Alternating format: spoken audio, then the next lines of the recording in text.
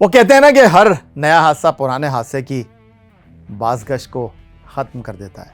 Pakistan cricket में तो ऐसा ही होता है। पाकिस्तान क्रिकेट में हर नया वाक़या पुराने वाक़ये पर चादर डाल देता है।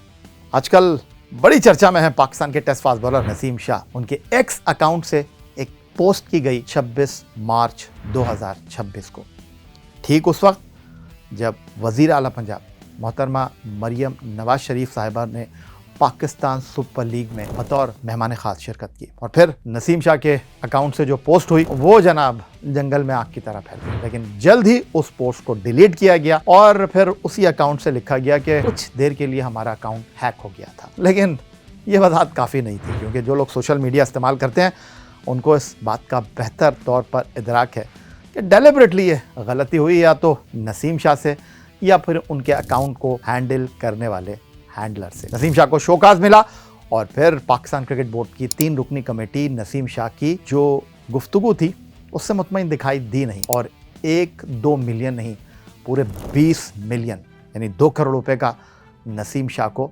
जुर्माने का पर्चा हाथ में थमा दिया गया। साथ ही नसीम शाह ने अपने एक्स अकाउंट पर आकर इस गलती को तस्लीम किया और उन्होंने कहा कि मुस्तकबिल में मैं ऐसी कोई चीज़ नहीं करूंगा। ये तो तस्वीर का एक रुख था। उसके बाद हुआ क्या है? उसके बाद आपको पता है पाकिस्तान क्रिकेट बोर्ड एक्शन में आ गया है। पाकिस्तान क्रिकेट बोर्ड जो है वो हरकत में आ गया है और उन्होंने अपने खिलाड़ियों को कह दिया है, उनको याद दिलाने लग गया है कि भैया आप सेंट्रल कॉन्ट्रैक्ट के हर सफ़े पर साइन करते हैं। अब मुस्तकबिल में आपने सोशल मीडिया पर कुछ भी लिखना है, कुछ भी कहना है, पेशगी इजाज़त लेनी होगी।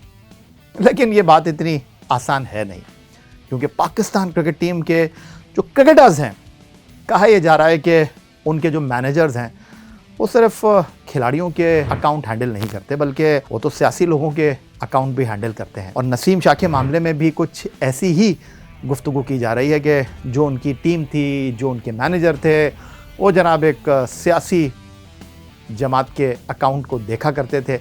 और ये जो वज़ीर आला पंजाब का मामला हुआ, इस पर ये पोस्ट सियासी थी जो कि नसीम शाह के अकाउंट से हो गई और नसीम शाह को लेने के देने पड़ गए। लेकिन पाकिस्तान क्रिकेट में ऐसा पहली बार हुआ नहीं है। एक नया वाक़या होगा और ये पुराना वाक़या जो है वो भुला दिया जाएगा।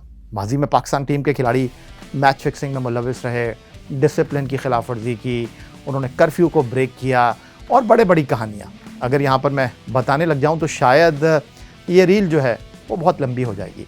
लेकिन इस गुफ्तगू का लुब्बे लुबाब यह है कि नसीम शाह पर जो 2 करोड़ रुपए का जुर्माना आयद किया गया, उसके बावजूद बहुत सारे सवालात यहाँ पर सवाल कर रहे हैं। पहली बात यह कि नसीम शाह को कहा गया कि उन्होंने सेंट्रल कॉन्ट्रैक्ट की बाशिकों की खिलाफ वर्जी की है, लेकिन जो पाकिस्तान क्रिकेट बोर्ड की जानिब से एलामिया जारी किया गया उसमें कहीं उस शिख की खिलाफ वर्जी के हवाले से नहीं बताया गया कि उन्होंने कौन सी शिख की खिलाफ वर्जी की है। फिर दूसरी तरफ जो सबसे इंपॉर्टेंट चीज़ है, नसीम शाह के जो मैनेजर हैं उनके हवाले से कहा गया है कि जी अब वो नसीम शाह के साथ नहीं बल्कि पाकिस्तान क्रिकेट बोर्ड ने उनको ब्लैक लिस्ट कर दिया है।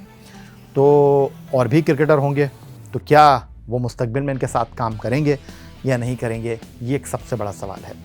लेकिन जो सबसे अहम सवाल है वो ये है कि हर खबर के बाद, हर ब्रेकिंग स्टोरी के बाद, हर तनाज़े के बाद पाकिस्तान क्रिकेट बोर्ड बुलंदो बांग दावे तो बहुत करता है, ऐसे नहीं होगा, यहाँ से नहीं जाओगे, यहाँ से नहीं आओगे, लेकिन होता कुछ नहीं है। और उसकी सबसे बड़ी मिसाल हमारे खिलाड़ियों का डोमेस्टिक क्रिकेट ना खेलना है। अब बाबर आजम की ही मिसाल ले लीजिए कि इमरान खान क्रिकेट स्टेडियम पेशावर में डोमेस्टिक T20 टूर्नामेंट हुआ और वो नहीं खेले। उनके हवाले से कहा गया कि जी वो अनफिट हैं। सवाल ये हुआ कि अगर वो अनफिट थे तो वर्ल्ड कप में क्या कर रहे थे।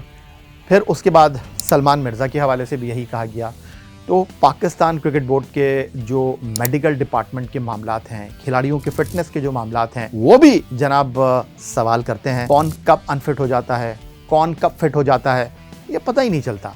लेकिन सबसे इम्पॉर्टेंट चीज़ ये है कि हमारे खिलाड़ियों का क्रिकेट पर इंतहाई माजरत के साथ विद ड्यू रिस्पेक्ट फोकस ही नहीं है।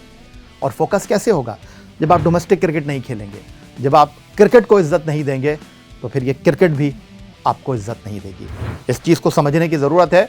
पाकिस्तान क्रिकेट बोर्ड को सेंट्रल कॉन्ट्रैक्ट की हर शिफ्ट की खिलाड़ियों से पाबंदी करानी चाहिए, लेकिन सबसे पहले अपने बड़े खिलाड़ियों को इस बात का पाबंद करना चाहिए कि भैया सबसे पहले फर्स्ट क्लास क्रिकेट, उसके बाद कोई और दूसरी बात।